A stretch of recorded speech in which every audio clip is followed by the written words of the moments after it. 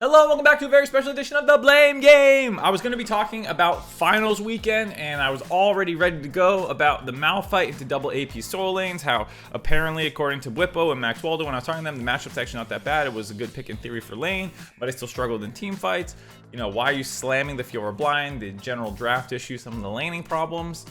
And then all this Team Liquid news started to happen. Slowly, over time, it's come out, and I decided I want to talk about that instead because it starts pointing to a very interesting question of Core versus Bjergsen. And so let's dig into that. We're going to kick this off by breaking down the news in case you missed it. Then we'll talk about things that you need to consider about what might be going on behind the scenes. Then personally, where I land between the two and who I would actually go for if I was Steve. So things kicked off on Monday or maybe Tuesday, I forget exactly when it came out, with a video from Team Liquid kind of making an announcement about a change in the roster and organization that was coming. It sounded like a pretty big one in terms of not just the actual roster changes, but a change in the philosophy behind how Steve has been building rosters, talking about wanting to go really big for Worlds this year, been balling out for years, and then now wanting to take a bit more of a reserved approach, still invest, but you know, not just go for the biggest names, try and promote younger talent, things like that. It seems to work very well with EG. The community, sentiment-wise, seems to be trending in this direction, and Steve is going to be playing into that, it sounds like. And no surprise that as soon as that is announced, of course, behind the scenes, some things will be going down, and of course, that means leaks and rumors start coming out. The biggest first one that I can remember was actually Travis on Hotline League talking about how he had heard grumblings that Bjergsen and CoreJJ do not see the game the same way. I will put something out there right now, which is this is just a prediction, okay? It's not a report or anything like that, but I don't think that we will see Core and Bjerg on the same team next year because I've heard that like some of the dysfunction on TL just came from like very different viewpoints. Not that they hated each other or anything like that, but they just view the game very differently. And so, despite the fact that Bjergsen said the one player he wanted to play with was CoreJJ, now that they've done it, something's gonna be working. And so no surprise that that starts speculation about which one's gone and which one is going to stay. Before we dig into that a little bit more though, let's just get through the rest of the news. Afterwards, there was also another report about the fact that Hans Sama is probably gone. Actually, that was first. There was also a report that the coaching staff is probably gone as well. Again, pretty much tracking with Steve's announcement. Then there was also another report that came out, and I'll have links to the people who broke these stories, so I'm not just ripping them off, hopefully down below. Then there was a report that came out that Jan and Ayla, arguably, borderline inarguably, the best bot lane in Academy, was most likely going to get promoted into the LCS, or being seriously considered to do so, which means a dangerous situation for CoreJJ. Barring any other news and rumors coming out during this time where I'm recording and then releasing this, it should be about a 3-hour turnaround. I don't think I'll miss anything. That's about where we stand right now. So where to begin? Let's start with the players from this year's Team Liquid. I have defended them on and off throughout the year. I think I ended one of my videos saying I'm glad none of them are going to Worlds because the team clearly struggles. But that was to me a team failing, a team being less than the sum of their parts. But I've always said that I thought the players were individually still very talented.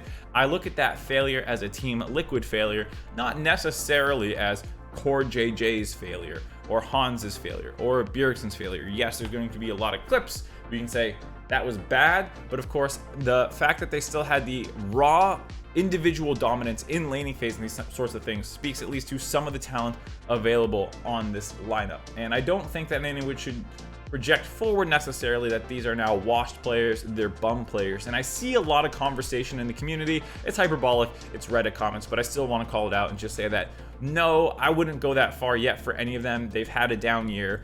People can slump, they can bounce back. And again, I don't even know how much of this is directly like an individual slump where everyone's still playing well around this like one player who suddenly starts playing bad. The whole team looked pretty bad in mid to late game. And that is much more about not seeing the game the same way, which lo and behold, of course, is what Travis initially was talking about anyways, that the players do not seem to see the game at all the same way. You don't need to just take my word for it. Obviously, based off the all-pro voting, players still have a ton of respect for Core and Bjergsen and a lot of these guys, as well as the fact that many analysts have agreed that yes, they are still quite good, they make a lot of good plays. It's just the perception that they struggle a lot more, and the community is sourer on them than anyone else seems to be. All that is to say that I don't blame Team Liquid or any of these teams moving forward for picking up players from this Team Liquid roster and using them, and I hope that those players don't get flamed upon acquisition from other teams going forward.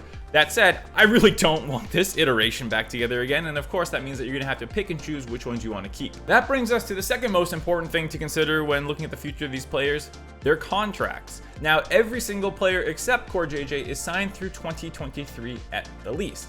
But that doesn't necessarily matter in the sense that Hans Sama has the longest contract here through 2024, and there's a report of him leaving already. There's a long history of these contracts being able to be stepped out of somehow through some mechanism. Most of these contracts will probably have that mechanism written into it, or can at least be negotiated by the Steve and whoever the player is, or owners and the player. So it's really not uncommon to see players when situations where it's not working out be able to get out of their contracts, or the owners cut them, or whatever is in place there. A couple other things that are worth considering is how much of this contract was guaranteed money, which will really hurt Steve's pocket to be ditching them, as well as how much is loaded into incentives. It's very common to say, if you make worlds, here's an extra 100,000 or something, whatever the number is.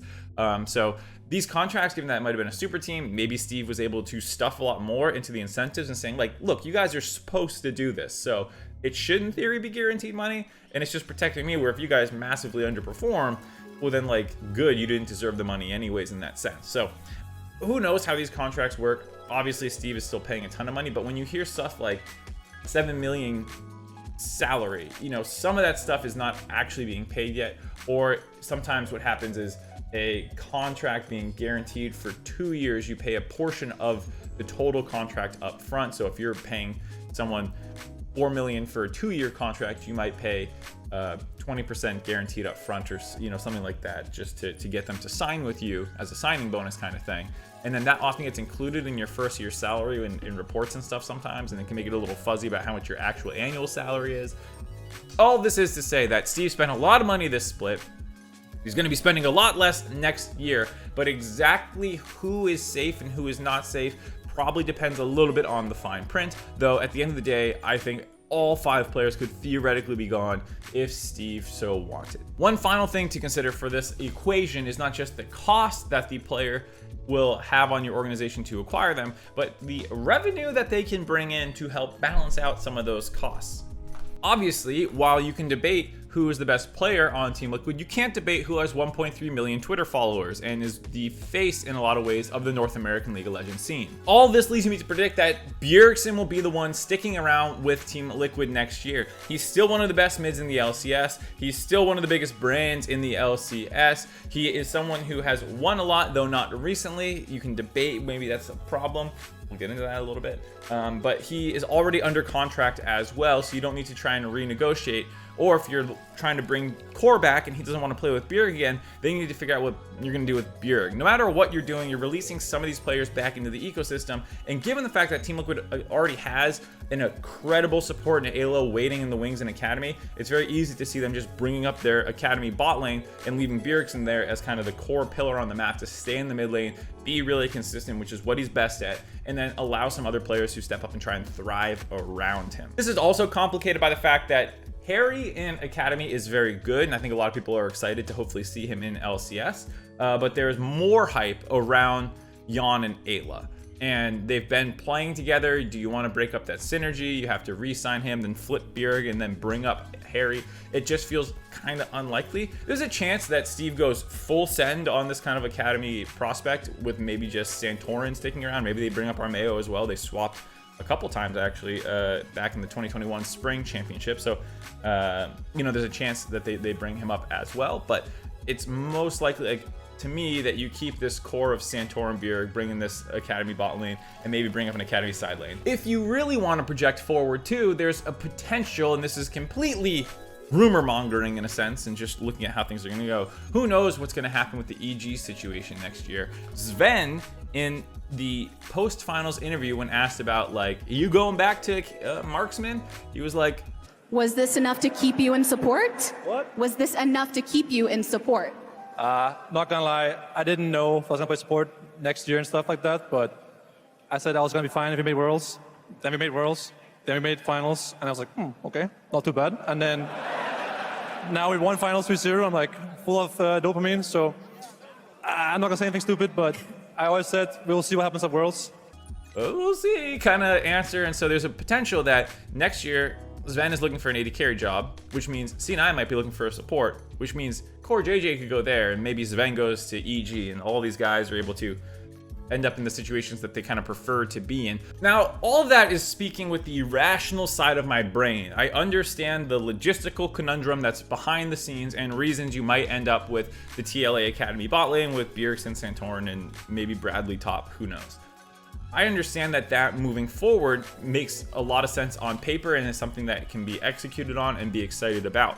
But I think for me, if I was in Steve's shoes, I'd be very sad about losing CoreJJ. Just one, on the sunk cost fallacy that you invested so much time with this player, you finally got him his green card, now he's an NA resident, and then you're gonna lose him in the offseason potentially because you're gonna keep Bjerg over him. Now, again, that feels really bad. And two, I think, while Core, I would say, had a worse split from his norm compared to Bjergsen's norm, this split, I would say also that CoreJJ has done more recently that would make me want him still. I think a lot of people talk about the Bjergsen passivity. I think it's somewhat overstated, but there is some truth to it. He does make a lot of plays. In the playoffs, his Taliyah game was really good. You can look at that 2020 Summer Championship where people talk about how, you know, Bjergsen hasn't won without Doublelift, but Bjergsen was absolutely smurfing in those playoffs. He still can clearly get it done, but CoreJJ, to me at least, has more of that potential worlds and international competition, which again, maybe Steve should not be looking at that situation, but I just have more appreciation for what CoreJJ does in the game in that sense, where he can make these really big plays in the support position. And I think him and Hans were really good in bot lane still. It's just that in the mid to late game, they struggled a lot, and it wasn't really a great support meta anyways to like really stand out and take over games the way that he might have on Alistar, Nautilus, and things like that. So it's kind of like, yeah, you didn't look great in some portions of the game, Core, but like no one on your team really did. So for me, I just personally lean towards the CoreJJ side, though it might be like moving heaven and earth to find a way to keep him. You know, you're gonna have to move Ayla, you're gonna have to do a lot more things paperwork wise, logistically, to keep him. And I think that is a hurdle that might not be jumped over, and they'll just go with the easier option, which is still a very exciting option. I don't think it's sad at all to see Jan and Ayla stepping up into the LCS. Anyways, we're not even at Worlds yet, and we're already talking about off season. I'm sure a lot of this stuff won't be resolved until, you know, the free agency period really opens and you're allowed to officially sign players and make announcements. I'm sure they're already working on content pieces that'll be announced the moment free agency opens or whatever, to make announcements about the roster moves and whatnot. I'm excited to see where that gets there, but just given that this was a hot topic now, I wanted to strike, but we probably won't see the resolution of this for a couple more weeks or months. So we'll keep an eye out till then. Otherwise, next week we'll be looking probably at World stuff, and I'll see you guys then. Hey everyone, thank you so much for watching that video. This is my press conference here. Does the lens show the full table? Do they know? Okay, good. I look like I'm at a press conference. I ad-libbed that part, and then I was worried that it wouldn't make sense if the crop was... Anyway, so I'm here at Chicago Finals. I want to shout out Alienware for helping to get me here. For years and years and years, I've been traveling to events now, and it's all because of their support. Really appreciate them as a sponsor. Please check out the link in the description. If you purchase something through there, it actually goes directly to helping support the channel. A portion of it does. And yeah, thank you so much to Alienware. I'm going to avoid deep dish pizza for the rest of this trip.